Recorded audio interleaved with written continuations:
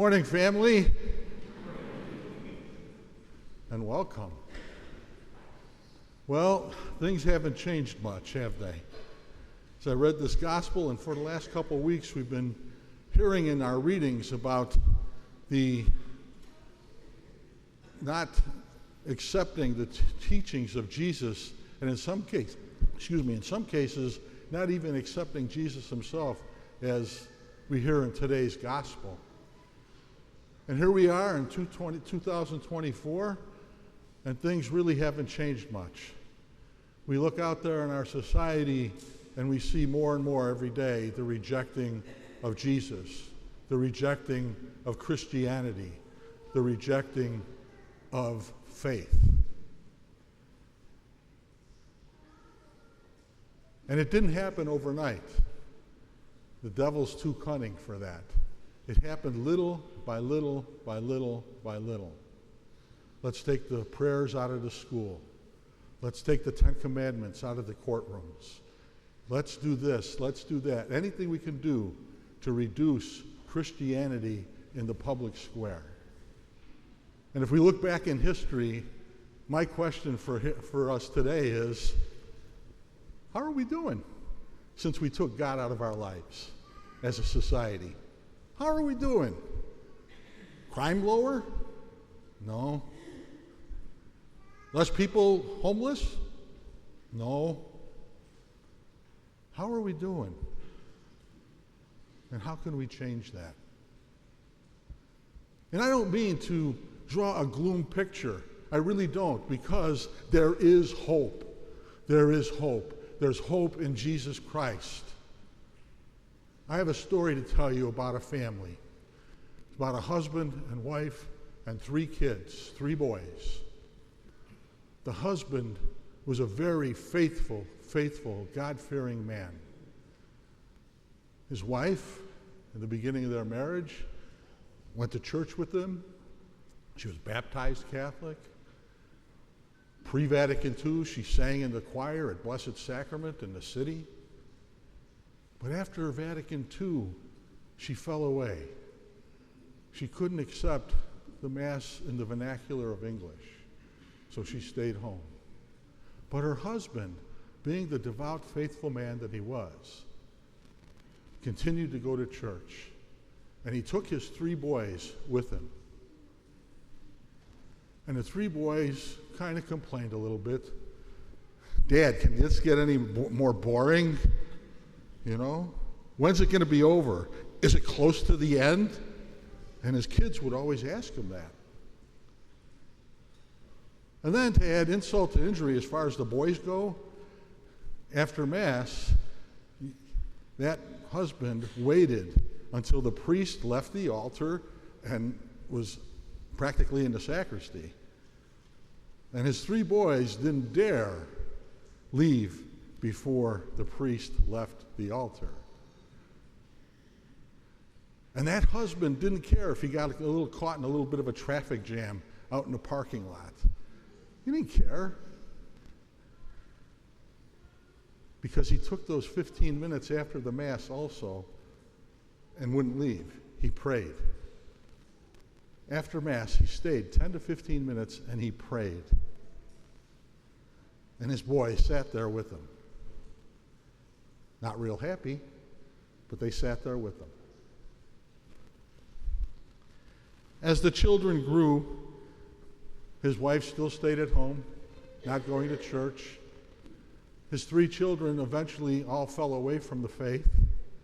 The oldest one fell away when he was in high school. The middle child fell away probably about the same time, and the younger child fell away when he was in about 7th or 8th grade.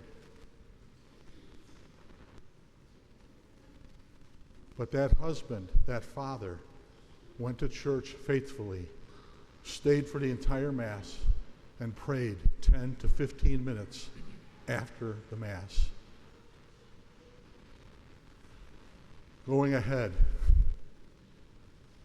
because I don't want to make this, I don't want to make this a 2-hour homily.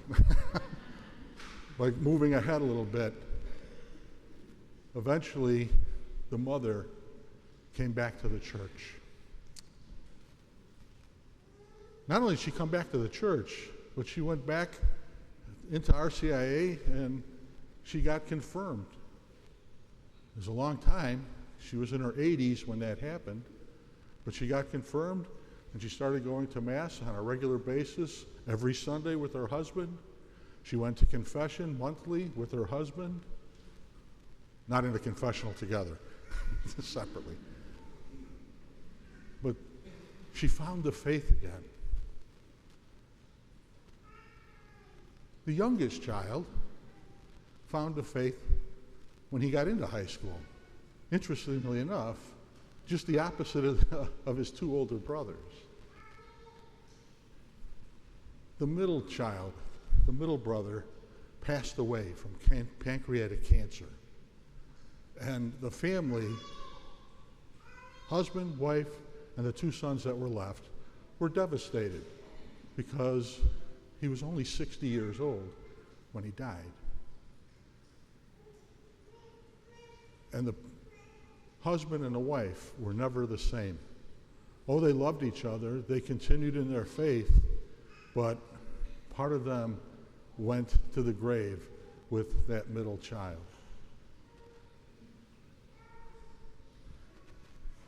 The husband died the next. It was a number of years later, but the husband passed away.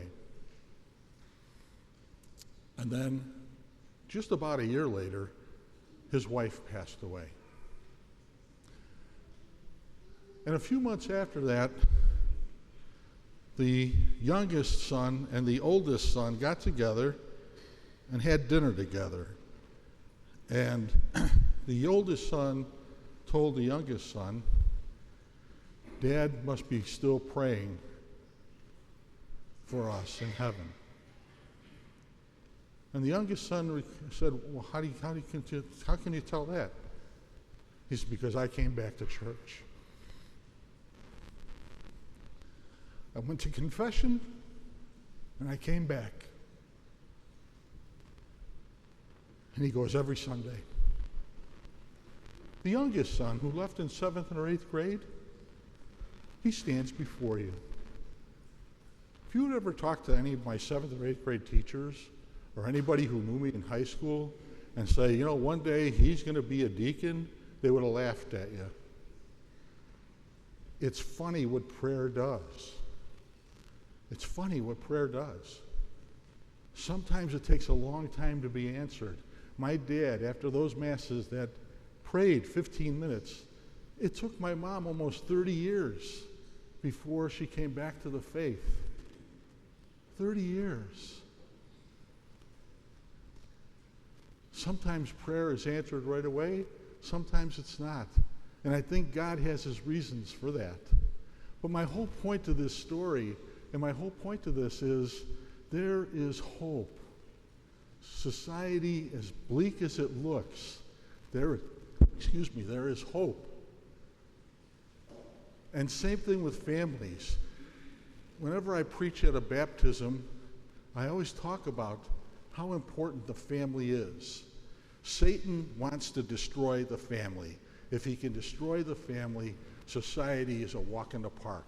It's a domino effect. So families have got to stay strong. And we have to pray for families, for our own and for others. We have to pray for them. And those prayers will be answered. Interestingly enough, you ask any priest, deacon, or religious, and you ask them, father, deacon, sister, brother, what is the most people want you to pray for? What is the biggest intention? And it's always, please pray for my children to come back to the faith. Please pray for my husband to come back to the faith. Please pray for my grandchildren to come back to the faith. Please pray for my wife to come back to the faith. That is the biggest prayer request that we get.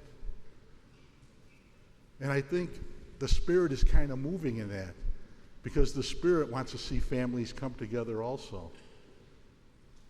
That's where it starts. It starts at that level, and then it will build out to society. So, as you know, I always give you a challenge when I preach. So here's my challenge to you. I'd like you to pray. I'd like you to pray for yourself and for your families all week. Take 5 minutes out of your time. Pray for yourself and your families.